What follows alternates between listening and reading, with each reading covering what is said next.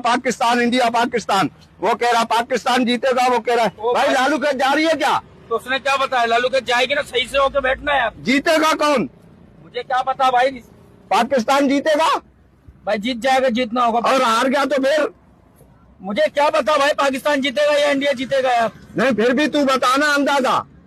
अबे अंदाजा क्या, जो मैं वहीं बैठा होऊंगा क्या अंदाजा? पाकिस्तान की तरफ से कौन चलेगा? पाकिस्तान के मेरे भाई कोई भी चले, खामोश हो जो बैठ गया यहाँ पर यार। मैच तो बड़ा जबरदस्त हो रहा है यार। हाँ भाई जबरदस्त हो रहा है। नहीं खेल रहे थे, इज्जत बच रही थी, वही सही था, फिर खेलने लग गए यार ये लोग। चुप होके बैठ रहा है या नहीं बैठ रहा है यार? ये बता, मैच से पहले हाथ मिलाएंगे नहीं मिलाएंगे? हाथ मिला। अबे भाई मेरा क्या मसला है यार उसके साथ यार, हाथ मिलाए या नहीं मिलाए? चुप होके बैठ गया तू। क्यों, तू क्रिकेट नहीं देखता है क्या? भाई मैं देखता हूँ बस, ठीक है, जो जीतेगा जीत जाएगा, पता लग जाएगा। ये कौन है बराबर में? खालू है तुम्हारे? हाँ खालू।